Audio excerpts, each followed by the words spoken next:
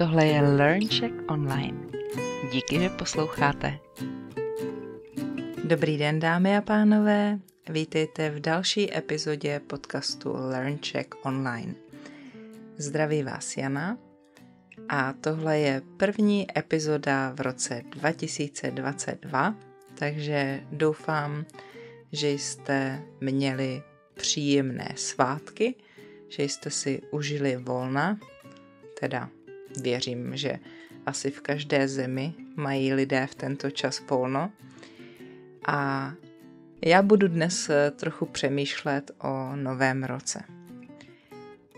Předem se musím přiznat, že já sama ho tak moc neslavím. Jak už určitě víte, poslední den v roce, 31. prosince, se v Česku jmenuje Silvestr, nebo říkáme, že něco děláme na Silvestra. A je to proto, že v kalendáři má svátek Silvestr, nebo že podle kalendáře má svátek Silvestr. Nevím, jestli v Česku žije mnoho mužů, kteří mají toto jméno, ale kromě Silvestra Stallone, který žije v Česku, nebo potom ještě Kocour Silvestr, myslím, že jo. No, tak někteří lidé tohle jméno mají, ale opravdu nevím. Já sama jsem v životě nepotkala nikoho, kdo se jmenoval Silvestr. Každopádně v Česku je to den, kdy lidé mají párty, kdy slaví příchod nového roku. Děti, malé děti, asi samozřejmě slaví se svými rodiči. Když jsou potom už děti starší, tak slaví pravděpodobně s kamarády a možná, že i rodiče si nacházejí čas, aby mohli slavit s kamarády. To znamená, že na rozdíl například od Ruska nebo rusky mluvících zemí, neslavíme nový rok v kruhu rodinném. S rodinou slavíme Vánoce, ale Silvestra nutně ne. Jestli zůstanete doma a pustíte si televizi, tak tam asi uvidíte hodně nějakých zábavných pořadů. Možná tam známé osobnosti zpívají, říkají vtipy, nebo jsou tam nějaké zábavné scénky, nebo jsou nějaké oblíbené zábavné filmy, které můžou být v televizi právě na Silvestra. Ale já už mnoho let televizi nemám. Možná kdysi pro mě tyhle ty estrády byly zajímavé, ale teď už opravdu moc ne. Jestli chcete oslavit Silvestra nějakou party, tak buď můžete mít party doma s nějakými svými přáteli, anebo jsou organizovány i nějaké party větší, možná v nějakých klubech, nebo jestli například máte nějaké hobby, které děláte s druhými lidmi, tak v rámci té organizace možná bude silvestrovská oslava a tak dále. Ale samozřejmě teď to bylo omezeno kvůli covidu, kvůli pandemii, takže to asi nebylo možné slavit Silvestra v takovém měřítku nebo tak moc. Co se týče jídla, tak přímo na Silvestra nevím o tom, že by bylo nějaké tradiční jídlo, které Češi jedí. Často, když máte party, se připravují chlebíčky nebo jednohubky a nebo nějaké takové jídlo na zobání, vlastně asi něco jako švédský stůl, kde si každý může vzít, na co má chuť. A oslavy konce roku a příchodu nového roku jsou samozřejmě, bohužel, spojeny s pitím alkoholu a potom, když přijde půlnoc, tak si lidé připíjejí šampaňským nebo sektem. nějakým perlivým vínem, ale jinak asi pijou pivo, víno a věřím, že dost tvrdého alkoholu, takže si připíjejí panáky, frťany, takovým malým množstvím tvrdého alkoholu a asi mluví o tom, co jeden druhému přejí do roku 2022 v tomto případě, do příštího roku. Jinak je přelom roku spojený taky s tím, že si lidé dávají předsevzetí. To znamená, že jako sami sobě slibují, co změní ve svém životě. Berou si taková předsevzetí, která je nějakým způsobem zlepší. Tam, kde věří, že mají nedostatky, co dělají špatně, tak si řeknou, že příští rok to budou dělat jinak. Nejčastější předsevzetí asi jsou, že si lidé přejí zhubnout, to znamená být štíhlejší, taky plánují, že budou například více nebo pravidelně cvičit, že budou jíst zdravě, že budou více odpočívat ti, kteří hodně pracují, nebo budou více spát nebo pravidelně spát, že budou více času trávit se svou rodinou, se svými dětmi nebo jinými blízkými lidmi, nebo že si udělají více času na sebe. Může to být například, že budou více číst, nebo že budou chodit na masáže a podobně. Ale možná taky chtějí například více šetřit, méně utrácet, méně nakupovat. A je možné, že chtějí v novém roce uskutečnit i nějaké větší životní změny, například najít si partnera nebo změnit bydliště, změnit práci a podobně.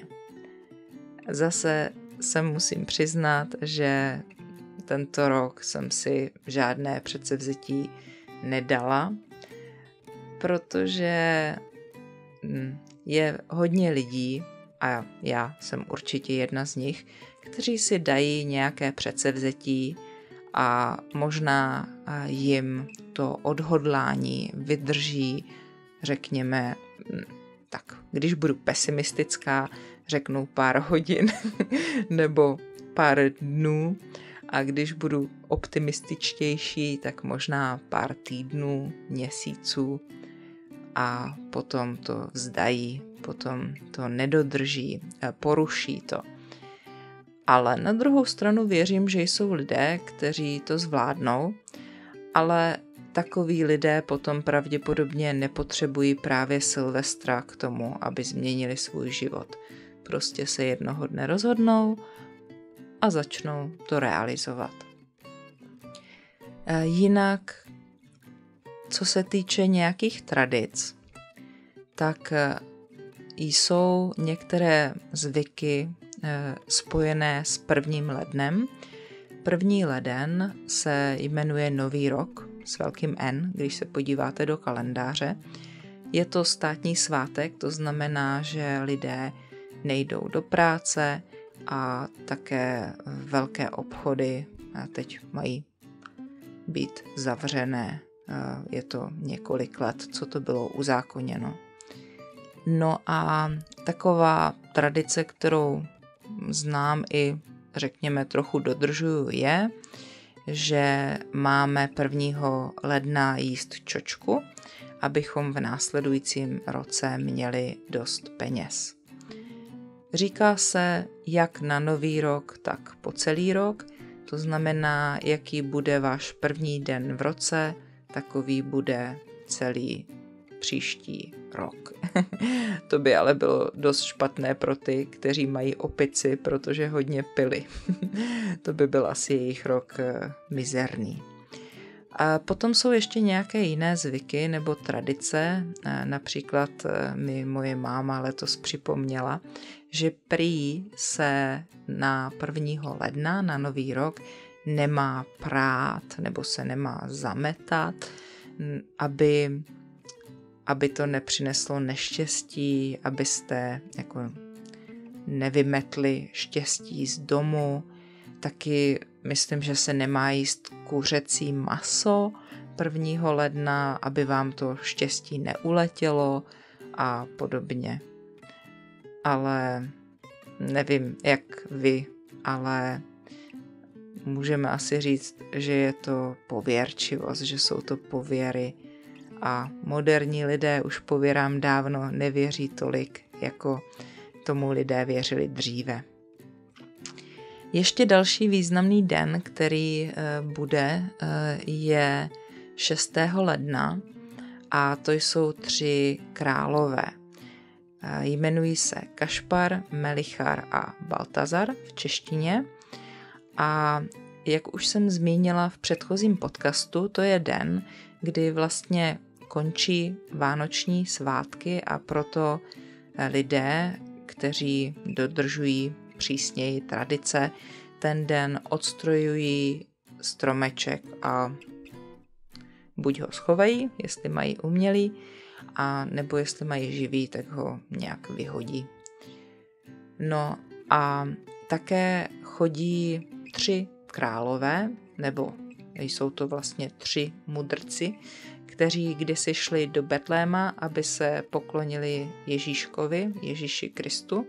A dnes chodí kluci nebo muži převlečení za ty 3 krále a píšou na dveře domů KMB, ale prý to neznamená Kašpar, Melichar a Baltazar, ale původně je to z latiny a mělo by to být CMB a znamená to Bůh žehnej tomuto domu nebo něco takového. Takže zase je to něco, co se dělá pro štěstí.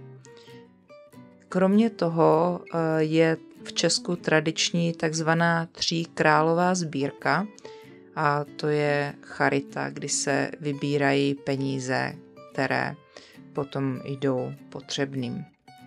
Samozřejmě charit je hodně a sbírek je taky hodně, takže tohle je jenom jedna z mnoha.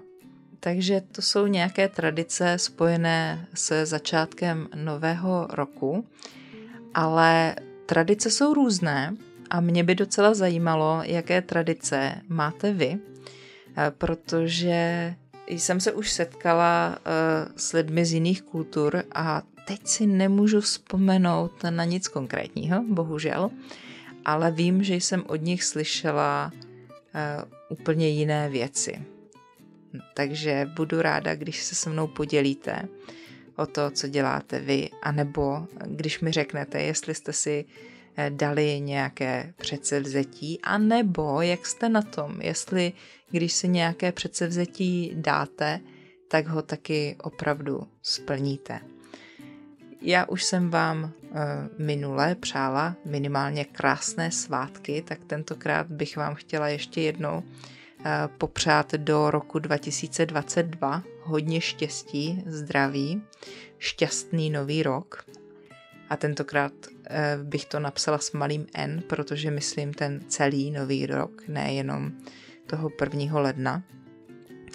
A já sama pro sebe si přeju, abych vydržela v dělání těchto podcastů a abych vydržela v publikování videí na YouTube a v těch materiálech, které vytvářím, které jsem nazvala intenzivní kurz češtiny, a aby to mým divákům, vám pomáhalo. Jinak, jestli se vám moje podcasty a videa líbí, budu moc ráda, když mě podpoříte buď přes Super Thanks na YouTube, nebo jako mý patroni na Patreonu. Další možnost je poslat peníze přes PayPal, anebo si můžete něco koupit na mých stránkách www.janaslav.cz, kde najdete odkazy taky na e-knihy. Budu moc ráda, budu moc vděčná, když mě podpoříte i finančně, ale každopádně vám moc děkuji za pozornost a ještě vám řeknu, co nás čeká příště. Příště budu pokračovat v tématech, která by vám měla pomoct při přípravě na zkoušku B1, B2 a konkrétně to bude volný čas. Takže se mějte krásně a za týden zase naslyšenou.